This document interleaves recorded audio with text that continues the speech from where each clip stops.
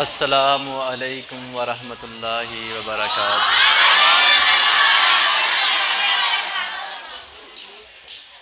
نحمدہ ونصلی علی رسولہ الکریم، اما بعد فاعوذ باللہ من الشیطان الرجیم، بسم اللہ الرحمن الرحیم۔ رب اشرح لی صدری ویسر لی امری واحلل عقدۃ من لسانی یفقہوا قولی۔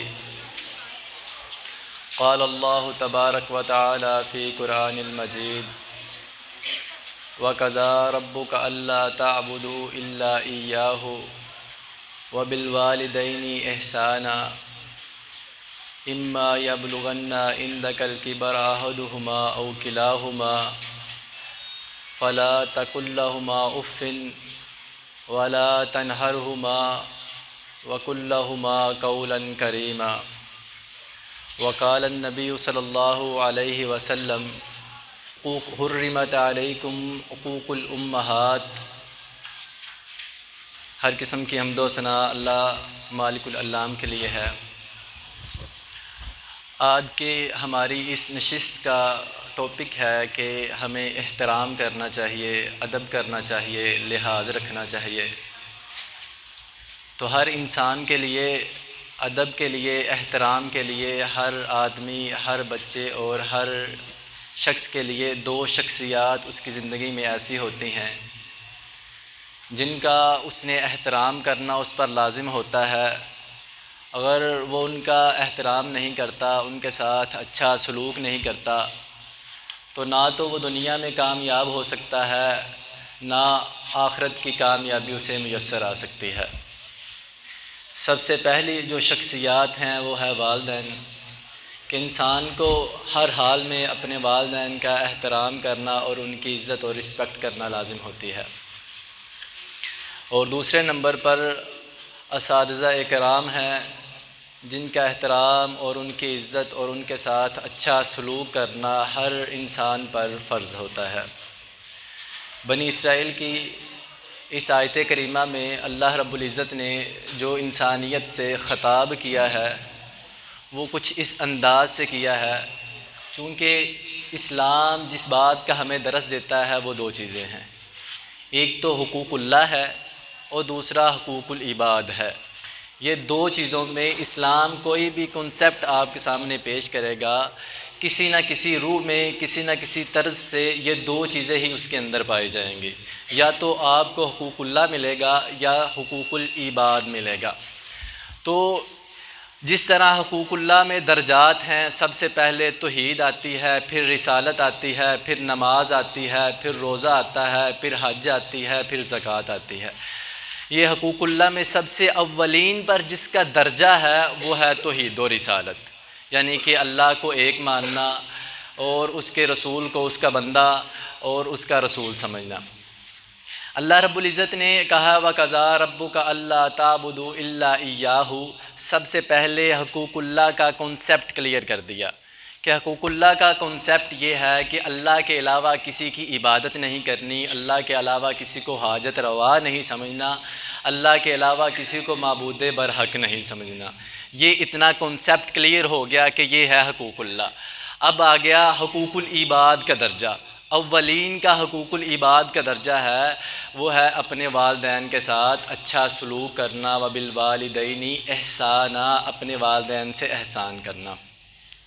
اب بات یہ سمجھنے کی ہے کہ والدین کے ساتھ احسان بندہ کس انداز سے کر سکتا ہے، والدین کے ساتھ بندہ نیکی کس انداز سے کر سکتا ہے، چونکہ ہم سب یہاں سٹوڈنٹس ہیں، اور ایک سٹوڈنٹ کے لیے جو مین چیز ہوتی ہے وہ اس کے لیے ہوتی ہے اس کا قوی حافظہ، یعنی کہ اس کا ذہین ہونا، اس کا ذہنی اعتبار سے طاقتور ہونا، تاکہ وہ جو بھی علم حاصل کرے، جو بھی وہ سیکھے، فوری اس کے ذہن میں ازبر ہو جائے، اسے یاد ہو جائے، بعد میں آنے والے وقت میں وہ علم اس کو نفع دے، اسے اس دور سے پریشانی نہ ہو۔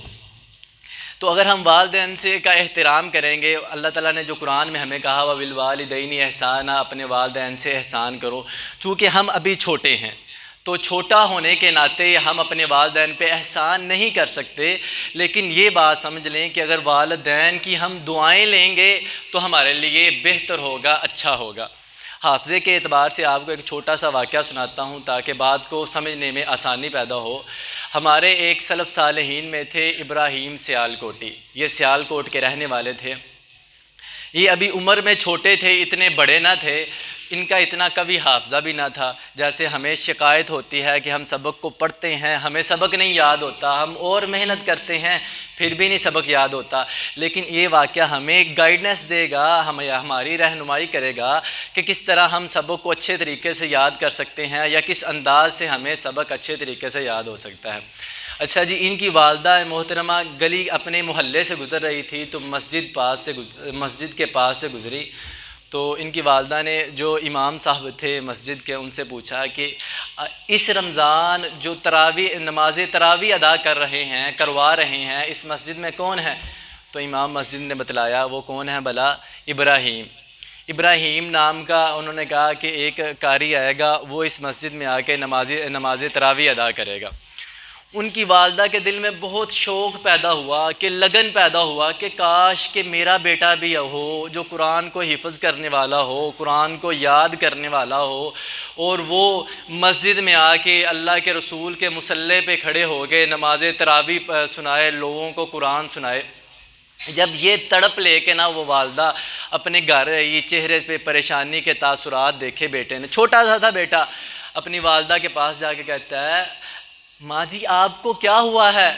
میں آپ کے چہرے پہ پریشانی کا عالم دیکھ رہا ہوں، مجھے یوں لگ رہا ہے کہ آپ پریشان ہیں۔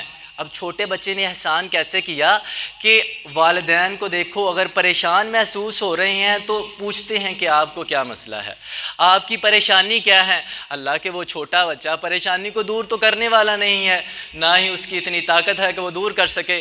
اچھا جی، انہوں نے اپنی والدہ سے کافی اصرار کیا کہ آپ بتلائیں کہ کیا وجہ ہے جو آپ کو مطلب اس دکھ میں مبتلا دیکھ کر میں بھی پریشان ہوں، آرام سے نہیں رہا جا رہا۔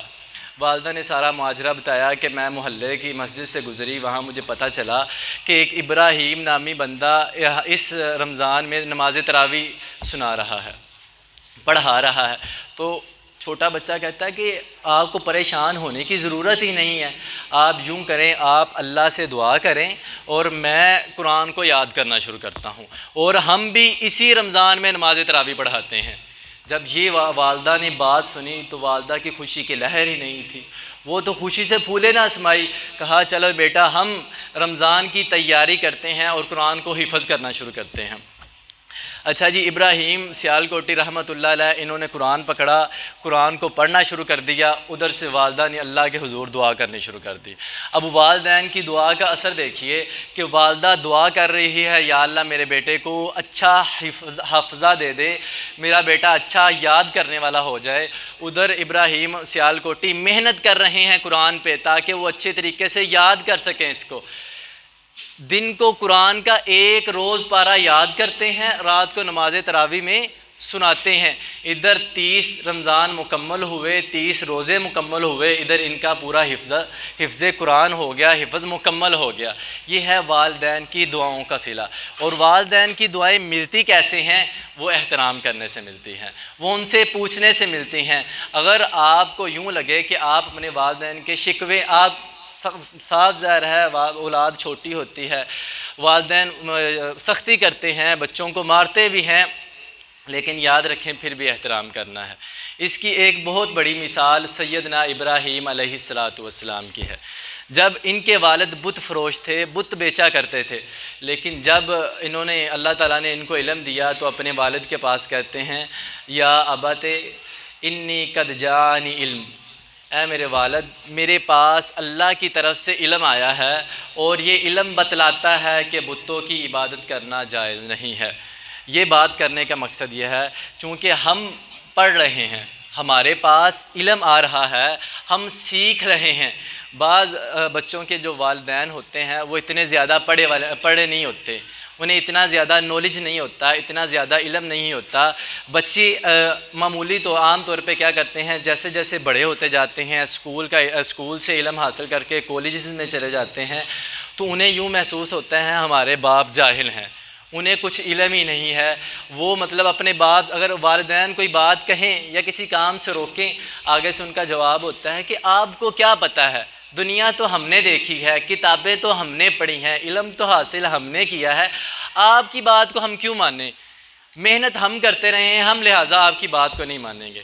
لیکن یہاں پہ اللہ تعالیٰ نے ابراہیم علیہ السلام کو نبوت دے دی، عہدہ دے دیا امامت کا، اور یہ اپنے والد سے جا کے بات کیا کر رہے ہیں، یا ابت، اے میرے پیارے ابا جان، اللہ تعالیٰ نے مجھ کو علم دیا ہے، تو وہ اس علم کی روح سے جو آپ یہ کام کر رہے ہیں یہ غلط ہے، لہٰذا آپ بتوں کا کام کرنا چھوڑ دیں، بتوں کا یہ بت فروشی چھوڑ دیں۔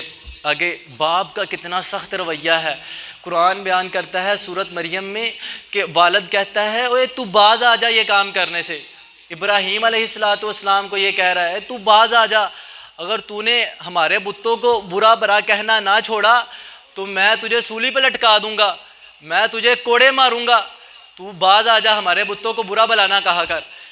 پھر بھی انہوں نے کہا اب اللہ کا کام ہے، آخر کرنا ہی کرنا ہے۔ اپنے والد کو پھر سمجھاتے رہے کہ میرے باپ، یہ شیطان کا عمل ہے، اگر یہ شیطان کی عبادت کرتے رہو گے تو اللہ سے دور رہو گے، اللہ کی معرفت کو حاصل نہیں کر سکو گے۔ ابھی باپ کہہ رہا ہے تو لہٰذا باز نہیں آئے گا، میرے گھر سے نکل جا۔ ابراہیم علیہ السلام کوئی بدتمیزی نہیں کی، آگے سے پھر کہہ رہے ہیں اے میرے ابا جان، میں گھر سے جا رہا ہوں آپ کے حکم پر، لیکن میں اللہ سے آپ کی ہدایت کے لیے دعا کروں گا کہ یا اللہ آپ کو ہدایت دے دے، آپ کے لیے ذریعہ نجات نکال دے۔ ابراہیم علیہ السلام گھر سے نکل گئے۔ پھر وہ دور بھی آیا جب ابراہیم علیہ السلام پہ بیٹے کا دور تھا، جب وہ بیٹے تھے انہوں نے اپنے والد کا بہت احترام کیا، بہت عزت کی، انہیں بہت رسپیکٹ دی۔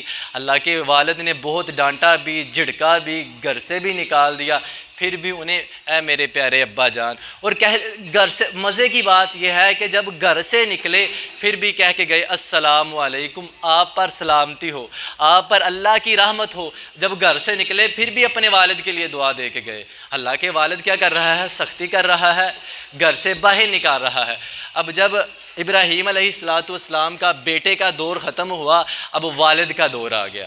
جب والد کا دور آیا، اسماعیل علیہ السلام ان کے بیٹے تھے۔ ابراہیم علیہ السلام اب باپ کے دور میں ہیں، جا کے کہتے ہیں بیٹا میں نے خواب میں دیکھا ہے کہ میں آپ کو ذبح کر رہا ہوں۔ چونکہ جب یہ بیٹے تھے انہوں نے اپنے والد کے ساتھ اچھا ویوہار کیا تھا، اچھے سلوک سے پیش آئے تھے، تو اللہ تعالیٰ نے یہ جو دنیا بنائی ہے یہ مکافات عمل ہے، نعم البدل ہے۔ اگر آپ کسی کے ساتھ برا برتاؤ کریں گے، اچھا سلوک نہیں کریں گے تو یاد رکھیں آپ پر وہ دور بھی آئے گا، وہ وقت بھی آئے گا کہ آپ کے ساتھ بھی اچھا سلوک نہیں کیا جائے گا، آپ کو بھی دھتکارا جائے گا، لوگ آپ کی طرف بھی بری نگاہوں سے دیکھیں گے، بری باتیں کریں گے آپ کو۔ لیکن اگر آپ اپنے والدین کے ساتھ مخلص رہیں گے، والدین کے ساتھ اچھا سلوک کریں گے تو پھر کائنات آپ کو عزت کی نگاہوں سے دیکھے گی، پھر آپ کو اللہ تعالیٰ وہ مقام عطا کرے گا، وہ رتبہ عطا کرے گا پوری کائنات کے پاس جو کسی کے پاس بھی نہیں ہے۔ آپ پوری انبیاء کی سیرت اٹھا کے دیکھ لیں، جو ابراہیم علیہ السلام نے اپنے والد کے ساتھ اچھا سلوک کیا، یہی وجہ تھی کہ اللہ تعالیٰ نے سارے انبیاء پر ان کو امامت کا عہدہ دے دیا، یہی وجہ تھی اللہ تعالیٰ نے پورے نبیوں پر ابراہیم علیہ السلام کو سرداری دے دی۔ نبوت اپنی جگہ ہے، نبی ہونا اپنی جگہ ہے، لیکن جو امامت کا عہدہ ملا ہے جو یہ والدین کے احترام کی وجہ سے ہی ملا ہے۔ اور یہ بات جب اسماعیل علیہ السلام کو انہوں نے جا کے کہی، اب باپ کے دور میں ہیں، بطور باپ کہہ رہے ہیں کہ میں نے خواب میں دیکھا ہے کہ میں آپ کو ذبح کر رہا ہوں، اور بیٹا 80 سال کے بعد اللہ تعالیٰ نے دیا، انتہائی زیادہ محبت ہے بیٹے سے، لیکن اللہ کی راہ میں قربانی دینے سے اعراض نہیں کیا۔ بیٹے نے کہا کہ اگر آپ نے خواب دیکھا ہے، آپ مجھے ذبح کر رہے ہیں، تو آپ کا جو حکم میں تابع دار، آپ چھری پکڑے اور مجھے ذبح کر دیں۔ یہ تھی اب بیٹے کی والد کے مطابق عزت، والد کے بارے میں عزت، چونکہ ابراہیم نے کی تھی عزت علیہ السلام نے، اب وہی نقش قدم پر چونکہ خون کے اندر وہ تاثرات پائے جاتے ہیں، وہ اثر پایا جاتا ہے۔ اگر آپ خود پہ محنت کریں گے، خود کو اس قابل بنائیں گے کہ آپ والدین کے ساتھ اچھا سلوک کرنے والے ہو جائیں، تو وہ وقت بھی آئے گا جب آپ اس مقام کو پہنچیں گے تو آپ کی اولاد بھی آپ کے ساتھ اچھا سلوک کریں گی۔ یہ تو وہ دو واقعات تھے جنہوں نے والدین کے ساتھ اچھا سلوک کیا، احترام کیا، اللہ تعالیٰ نے انہیں عہدہ دے دیا، مقام دے دیا، رتبہ دے دیا۔ لیکن اب آپ کو میں اس کی طرف لے کے جاتا ہوں جنہوں نے اپنے ماں کی نافرمانی کی، کیونکہ اللہ کے رسول صلی اللہ علیہ وسلم کا یہ اصول بھی ہے، حدیث مبارکہ بھی ہے کہ اللہ کے رسول صلی اللہ علیہ وسلم فرماتے ہیں کہ ہم نے تم پر تمہاری ماؤں کی نافرمانی کو حرام قرار دیا ہے۔ اب ماں کی نافرمانی کسی طرح بھی ہو سکتی ہے، چھوٹے سے چھوٹے معاملے میں بھی نافرمانی ہو سکتی ہے۔ وہ کیسے؟ اللہ کا قرآن کہتا ہے وَلَا تَقُل لَهُمَا اُفٍّ، کہ تم اپنے والدین کو اف بھی نہ کہو۔ اب اف کا معنی سمجھتے ہیں، جیسے کہ آپ کو والد کام کہے کہ یار پانی پکڑا دے، آپ کہیں اف، ابھی تو میں ادھر سے آ رہا تھا، مجھے ادھر سے ہی آواز دے دیتے، میں پانی پکڑے لاتا۔ یہ بھی اللہ نے سختی کے ساتھ منع کیا ہے، اف بھی نہیں کہنا، وَلَا تَنْهَرْهُمَا، اور اونچی آواز میں بھی بات نہیں کرنی۔ کیا نہیں کرنا؟ اف بھی نہیں کہنا اور اونچی آواز میں بھی بات نہیں کرنی۔ وَقُلْ لَهُمَا قَوْلًا كَرِيمًا، اور کیا کہا؟ کس انداز سے بات کرنی ہے؟ نرم لہجے کے ساتھ، آرام کے ساتھ، دھیمے لہجے میں بات کرنی ہے۔ آپ سب نے جریج ولی کا واقعہ سنا ہوگا، امام بخاری اسے صحیح بخاری میں لے کے آئے ہیں۔ اللہ کا بہت نیک ولی بندہ تھا، دن رات اس نے یوں کیا ہوا تھا، شہر کے باہر ایک حجرہ بنایا ہوا تھا، حجرہ یعنی کہ ایک کمرہ بنایا ہوا تھا، اس کمرے میں ہر وقت اللہ کی عبادت میں مشغول رہتا، دن ہو رات ہو قیام کرتا رہتا، دن کو یہ قیام کرتا، رات کو بھی قیام کرتا، دن کو روزہ رکھتا، اتنی زیادہ شدت کی یہ اللہ کی عبادت کیا کرتا تھا۔ اور علاقے سے، اپنے گاؤں سے باہر یہ کمرہ بنانے کا مقصد تھا کہ گاؤں والے مجھے پریشان نہ کریں، مجھے تنگ نہ کریں، تاکہ اللہ کی عبادت میں کوئی خلل نہ آ جائے۔ یہ حقوق اللہ کو بڑے احسن طریقے سے ادا کر رہا تھا۔ لیکن دوسری طرف اب ماں تھی، ماں کو اپنے بیٹے سے محبت تھی، ماں کو محبت ہوتی ہے اپنی اولاد کے ساتھ، بسا اوقات سختی بھی کرتے ہیں والدین، اس سختی کے پیچھے بھی والدین کا جو نقطہ نظر ہوتا ہے وہ ایک شفقت کا پہلو ہوتا ہے، تاکہ ہماری اولاد سدھر جائے، تاکہ ان کا مستقبل اچھا بن جائے۔ اب والدہ کو ملنے کی تڑپ ہوئی، یہ ان کا والدہ کا جو گھر تھا یہ ان کے حجرے سے کافی دور تھا۔ والدہ ایک دن ملاقات کے لیے آئی، جب دروازہ کھولا تو جریج ولی تھا یہ نماز میں تھا، قیام کر رہا تھا۔ والدہ نے دھیمی سی آواز دی کہ میں آپ سے ملنے آئی ہوں۔ والدہ کافی دیر تک کھڑی رہی، لیکن وہ پھر بھی نماز میں۔ چند روز گزرے، پھر دوسری بار پھر ملاقات کے لیے آئی۔ جب پھر ایسے ہوا کہ آئی تو جریج ولی پھر نماز میں ہے، وہ پھر اللہ کے ہاں کھڑے ہوئے ہیں، آہو زاری کر رہے ہیں۔ کہا کہ بیٹا میں تیرے سے ملنے آئی ہوں، پھر بھی ملاقات ناممکن ہو سکی، پھر چلی گئی۔ تیسری ملاقات میں پھر آئی، پھر نہ ملاقات ہو سکی۔ والدہ کو غصہ آ گیا، والدہ نے منہ سے کوئی ایسے سخت الفاظ بیٹے کے بارے میں نکال دیے۔ جب سخت الفاظ بیٹے کے بارے میں نکل گئے تو چند روز گزرے تو اسی ولی پر کسی عورت نے الزام لگا دیا، کہا کہ اس نے مجھے پریشان کیا ہے، اب جو یہ بچہ ہے یہ اس کا ہے۔ اب علاقے والے چونکہ اس کی رسپیکٹ کرتے تھے، جریج ولی کی اسے عزت دیتے تھے، اسے مقام دیتے تھے، کہتے تھے یہ بہت اللہ کا نیک بندہ اور ولی ہے، تو لہٰذا جب انہیں پتہ چلا، انہوں نے غصے میں آ کے وہ سارا حجرہ توڑ دیا، گھر کو ریزہ ریزہ کر دیا اور جریج ولی کو بھی کافی مارا۔ جب یہ معاملہ ہوا تو وہ بندہ جریج ولی نے اللہ کے ہاں پھر رونا شروع کر دیا۔ جب کافی دیر روتے رہے، پھر انہوں نے کہا جو میرے پہ تہمت لگانے والی عورت ہے اسے کہو وہ بچہ لے کے آئے۔ جو وہ بچہ آیا تو بچے کو کہا کہ اب اللہ کے حکم کے ساتھ تو یہ بتا کہ تیرا والد کون ہے۔ تو پھر جو بھی معاملہ ہوا وہ پاک دامن ثابت ہو گئے۔ اب وہی جو بستی والے تھے وہ کہتے ہیں کہ ہم نے آپ کو پریشان کیا ہے، ہم نے آپ کو تکلیف دی ہے، لہٰذا اگر آپ ہمیں اجازت دیں آپ کا جو یہ گھر ہے ہم سونے کی اینٹوں سے بنا دیتے ہیں۔ کہا نہیں مجھے ضرورت نہیں ہے سونے کی اینٹوں کی، آپ وہی کٹیا جو تھی میری پرانی سی ویسی ہی مجھے بنا دیں۔ یہ واقعے سے جو ہمیں سبق ملتا ہے وہ یہ ملتا ہے اگر بندے کے پاس جتنی مرضی شہرت ہو جائے، جتنا مرضی مقام ہو جائے، بندہ جتنا مرضی بڑا ہو جائے، لیکن جب والدین کی بد دعا لگتی ہے، جو بندہ والدین کے ساتھ بدسلوکی کرتا ہے، پھر وہ بندے کا مقام کافی دیر تک قائم نہیں رہتا، اسے ذلت کا سامنا کرنا پڑتا ہے، اسے رسوائی کا سامنا کرنا پڑتا ہے، اسے ذلیل ہونا پڑتا ہے۔ لہٰذا بہترین چیز یہ ہے بندے کی، اگر ہر بندہ یہ چاہتا ہے کہ وہ کامیاب ہو، کامران ہو، اور وہ زندگی کی تر و تازگیوں کو مطلب انجوائے کرے، تو اس کے لیے لازم یہ ہے کہ وہ اپنے والدین کی رسپیکٹ کرے اور ان کا احترام کرے۔ جیسے کہ وہ سب نے اردو کی کتاب میں کافی بار یہ مطلب 5ویں 6ٹھی کی کتاب میں آپ نے پڑھا ہوگا، وہ 3 بندوں کا غار والا واقعہ۔ ان میں سے ایک بندے نے یہ کہا تھا کہ یا اللہ میرے والدین بوڑھے تھے، وہ بڑھاپے کو پہنچ چکے تھے، لیکن میں ان کی خدمت کیا کرتا تھا، میں ان کو دبا کے سویا کرتا تھا، میں ان کو دودھ پلایا کرتا تھا، اگر تجھ کو یہ میرا عمل پسند ہے تو میرے لیے غار کا دروازہ کھول دے۔ تو ہم نے کم سے کم ایک عمل تو ہمارے پاس ایسا ہونا چاہیے نا، ہماری زندگی میں کوئی ایک ایسا اچھا عمل تو ہونا چاہیے کہ ہم اگر کہیں پھنسے ہوں، ہم کسی مشکل میں ہوں، ہم کسی پریشانی میں ہوں، تو ہم اللہ کے حضور یہ کہہ سکیں کہ یا اللہ کہ فلاں وقت میں نے تیری رضا کی خاطر ایک اچھا کام کیا تھا، اس اچھے کام کی بدولت مجھے اس مشکل سے نکال دیں۔ تو اس کے لیے بہترین رستہ آپ کو اللہ تعالیٰ نے میسر کیا ہے، جن کے والدین زندہ ہے، جن کے والدین ابھی موجود ہیں، اللہ تعالیٰ نے انہیں سنہری موقع دیا ہے کہ وہ اپنی زندگیوں کو زمین سے آسمان تک لے جائیں، وہ شہرت حاصل کر لیں، وہ ترقی حاصل کر لیں، وہ کامیابی کو حاصل کر لیں۔ یہ اللہ تعالیٰ نے ایک سنہری موقع دیا انہیں۔ تو آج سے ہم نے عزم کرنا ہے کہ جو ہی ہمارے والدین گھر کو آئیں، رات کو گھر پہنچے ہمارے والدین، تو ہم نے والدین کو دبائے بغیر سونا نہیں ہے۔ پہلا کام ہم نے کیا کرنا ہے؟ اپنے والدین کو کیا کرنا ہے؟ دبا کے سونا ہے۔ کیا کرنا ہے؟ دبا کے سونا ہے۔ یہ بات سب بندوں نے سنی ہوئی ہے، یہ حدیث کہ اللہ تعالیٰ نے ماں کے قدموں کے نیچے جنت رکھی ہوئی ہے۔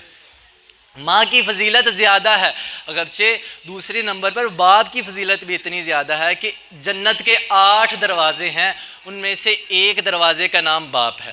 یعنی کہ جو اپنے والد کو خوش رکھے گا، جو اپنے والدین کو راضی رکھے گا، ان کے ساتھ اچھا سلوک کرے گا، اچھا رویہ اپنائے گا، وہ اس دروازے سے جنت میں داخل ہوگا۔ اور جس بندے نے ناراض کیا، صاف ظاہر ہے جنت کا وہ دروازہ اس کے لیے تو بند ہوگا۔ اور ایک اور بات ہے کہ اللہ تعالیٰ جو بندہ اپنے والد کو ناراض کرتا ہے، اللہ تعالیٰ کیا کرتے ہیں؟ اس سے بھی ناراض ہو جاتے ہیں۔ شہید کا درجہ سب نے سنا ہوا ہے کہ شہید کے خون کا قطرہ زمین میں بعد میں گرتا ہے، اللہ تعالیٰ اس کے جو پہلے گناہ ہوتے ہیں سارے معاف کر دیتے ہیں۔ اگر وہی شہید جو اللہ کے راستے میں جنگ کرتا ہوا، جس نے اپنی جان دی اپنے والدین کی اجازت کے بغیر، میدان جنگ میں گیا اور شہید ہو گیا، کل قیامت والے دن نہ تو وہ جنت میں جائے گا نہ وہ جہنم میں جائے گا۔ اللہ تعالیٰ جنت اور جہنم کے درمیان ایک مقام ہے اعراف، وہاں پہ اسے کھڑا کر دیں گے اور کہیں گے اب بھی اجازت مانگ، اگر تجھے اجازت مل گئی تو تو جنت میں چلا جائے گا، اگر اجازت نہ ملی تو یہیں کھڑا رہے گا۔ کہ جان بھی بندہ ضائع کر دے، والدین کی رضات نہ ہو تو بندہ کامیابی کو نہ تو دنیا میں حاصل کر سکتا ہے اور نہ ہی آخرت میں حاصل کر سکتا ہے۔ اب چلتے ہیں اساتذہ کے آدب کی طرف، اساتذہ کے آداب کی طرف، ان کے ساتھ اچھا سلوک بندے کو کیوں کرنا چاہیے۔ جب یہ کائنات بنی تو سب سے پہلے جو انسان بنے وہ سیدنا آدم علیہ السلام تھے۔ اللہ تعالیٰ قرآن میں کہتے ہیں وَعَلَّمَ آدَمَ أَسْمَاءَ، کہ اللہ تعالیٰ نے آدم علیہ السلام کو کیا کیا؟ نام سکھلائے۔ اب جو سکھانے والا ہوتا ہے وہ کون ہوتا ہے بھلا؟ استاد ہوتا ہے۔ تو انسانیت میں سب سے پہلے کون تھے بھلا؟ سیدنا آدم علیہ السلام۔ اور آدم علیہ السلام کو سب سے پہلے سکھانے والے کون تھے بھلا؟ اللہ تعالیٰ۔ اب جب آدم علیہ السلام اللہ تعالیٰ نے آدم علیہ السلام کو بنایا، اس وقت 3 کیٹیگریز کے لوگ مطلب اجناس تھی، 3 کیٹیگریز کی اجناس تھی۔ پہلے نمبر پر جنات، دوسرے نمبر پر فرشتے تھے اور تیسرے نمبر پر انسان تھے۔ جب اللہ تعالیٰ نے کہا کہ میں انسانوں کو بنا رہا ہوں تو فرشتوں نے سوال کھڑا کر دیا کہ آپ کیوں انسانوں کو بنائیں گے؟ انسان تو زمین میں خون ریزی کریں گے، وہ خون بنائیں گے، لہٰذا آپ یوں کیجئے، انسانوں کو نہ بنائیں۔ فرشتوں نے اپنا کمنٹ پیش کر دیا۔ تو جب اللہ تعالیٰ نے آدم کو بنا کے انہیں نام سکھلائے، نام سکھلانے کے بعد جنوں اور فرشتوں کے سامنے آدم علیہ السلام کو پیش کیا، آدم کو کہا کہ نام سیکھ لو۔ آدم نے چپ کے نام سیکھ لی۔ اب اللہ تعالیٰ یہاں بطور استاد ہیں۔ استاد نے کہا کہ آدم کو نام سیکھ لیں، تو آدم علیہ السلام نے نام سیکھ لیے۔ فرشتوں سے کہا کہ میں یہ کام کرنے لگا ہوں، تو فرشتوں نے کہا کہ آپ آدم کو کیوں بنا رہے ہیں، انسانوں کو نہ بنائیں۔ اب ابلیس کو کہا کہ آپ یوں کریں کہ آدم علیہ السلام کو سجدہ کریں۔ ابلیس کہتا میں کیوں سجدہ کروں؟ یہ مٹی کا بنا ہے، میں آگ کا بنا ہوں، آگ اوپر کو جاتی ہے، مٹی نیچے کو آتی ہے، لہٰذا اس کا رتبہ میرے سے نیچے ہے، میں لہٰذا اس سے نہیں کروں گا، میں اس کے سامنے سجدہ نہیں کروں گا، یہ میرے سے کم تر ہے۔ اب ان تینوں میں سے فرما برداری کس نے کی بھلا؟ آدم علیہ السلام نے۔ انہوں نے اللہ تعالیٰ نے نام سکھلائے، انہوں نے نام سیکھ لیے، کوئی مخالفت نہیں کی، کوئی سوال نہیں کیا۔ اب جب یہ کام کیا پھر اللہ تعالیٰ نے مقام کیا دیا؟ فرشتوں سے بھی سجدہ کروایا، ابلیس سے بھی کہا سجدہ کر، بہرحال ابلیس نے سجدہ نہ کیا، فرشتوں سے سجدہ کروا کے اللہ تعالیٰ نے آدم کو وہ مقام عطا کر دیا۔ کیوں مقام عطا کیا؟ صرف ایک استاد کی ایز اے اللہ کے ٹیچر ہونے کی رسپیکٹ کرتے ہوئے، استاد کا ادب کرتے ہوئے، یہ اللہ تعالیٰ نے ایک انسانیت کو بطور ایک مقام عطا کر دیا۔ ہم تو سب سے پہلا جو کام کرنا ہوتا ہے نا ٹیچرز کے بارے میں، وہ ان پہ اعتماد کرنا ہوتا ہے۔ سب سے پہلے ہم نے یہ اپنے ذہن میں کنسیپٹ بنانا ہے کہ جو ہمارے ٹیچرز ہیں، ہمارے اساتذہ ہیں، وہ ہمارے خیر خواہ ہیں، اور اسی بات کے لیے خود کو یقین دلانا ہے کہ وہ ہمارے خیر خواہ ہی ہیں، ہمارے ساتھ بدسلوکی نہیں کریں گے۔ اس کا ایک چھوٹا سا واقعہ آپ کو سناتا ہوں۔ سیدنا عیسیٰ علیہ السلام سے قریباً 300 سال پہلے کا یہ واقعہ ہے۔ یہ ہمارے ہندوستان کا ہی واقعہ ہے۔ اشوک نام کا ایک بادشاہ گزرا ہے۔ اس وقت وہ چونکہ اسلام نہیں آیا تھا، لوگ بتوں کی عبادت ہی کرتے تھا یہ شہزادہ، تو ان کے لیے ایک علیحدہ بنایا جاتا تھا کہ ایک علاقہ بنایا جاتا تھا کہ وہاں جا کے یہ تربیت حاصل کرے، وہاں جا کے یہ سیکھیں، وہاں جا کے ان کی تربیت ہوتی تھی۔ اب ہوا یوں کہ یہ سیکھنے کے لیے وہاں چلا گیا، اپنے ٹیچر سے یہ سیکھ رہا ہے۔ سیکھتے سیکھتے یوں کرنا تھا، ایک درخت سے دوسرے درخت پہ چھلانگ لگانی تھی، اور نیچے تھا درخت، نیچے کیا کہتے ہیں کانٹوں کی پشاج کیسے ہیں کانٹے بچھے ہوئے تھے، تو استاد نے کہا نیچے سے چھلانگ لگا دے، اور آنکھوں پہ پٹی باندھ دی تاکہ اسے احساس نہ ہو، اور اسے بتلا بھی دیا کہ نیچے کانٹے ہیں۔ اس بندے نے نیچے چھلانگ لگا دی، جو ہی وہ نیچے گرا، بھاگ کے استاد نے اپنے دونوں ہاتھوں سے اسے کیچ کر لیا۔ پھر استاد بڑا حیران ہوا، اس نے یہی کام باقی اپنے شاگردوں سے کہا کہ آنکھوں پہ پٹی باندھ کے کہا کہ اوپر سے چھلانگ لاؤ، کسی نے چھلانگ نہ لگائی۔ کہا کہ استاد جی نیچے کانٹے ہیں، اگر ہم چھلانگ لگائیں گے ہمیں چوٹ آ جائیں گی، ممکن ہے کہ ہم مر جائیں، اور آپ چھلانگ لگانے کو کہہ رہے ہیں۔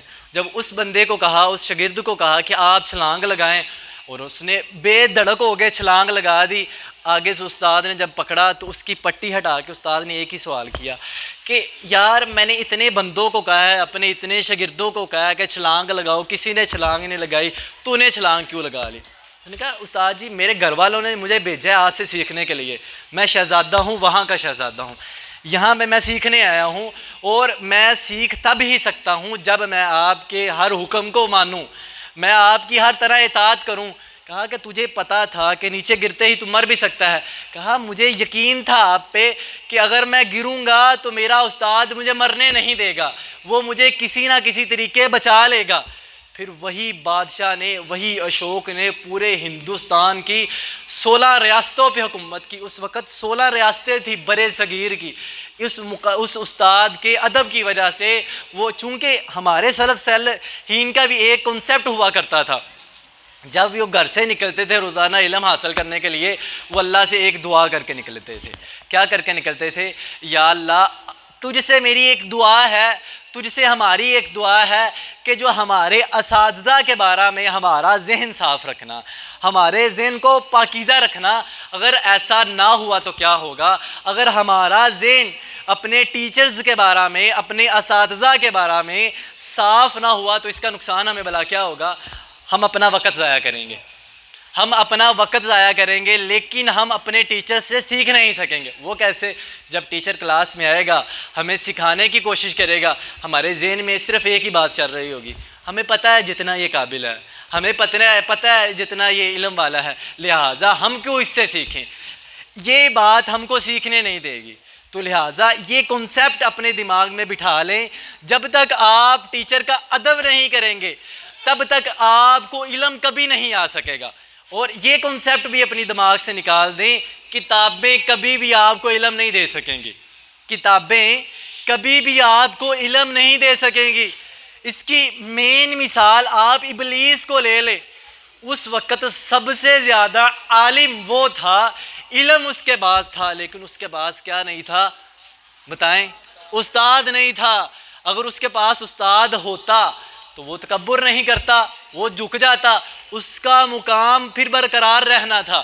اس کے پاس استاد نہیں تھا، اسی استاد کی کمی نے اس کو کہاں سے کہاں پہنچا دیا۔ ابھی تک وہ ددکارا جا رہا ہے، ذلیل ہو رہا ہے، رسوا ہو رہا ہے، دو وجوہات سے۔ ایک تو اس نے اللہ کی نہیں مانی، اگر آپ اللہ کو بطور استاد سمجھیں تو اس نے استاد کی بے ادبی کی، استاد کا احترام نہیں کیا تو اللہ نے اسے نکال دیا۔ پھر استاد بندے پہ توجہ دینا ہی چھوڑ دیتا ہے۔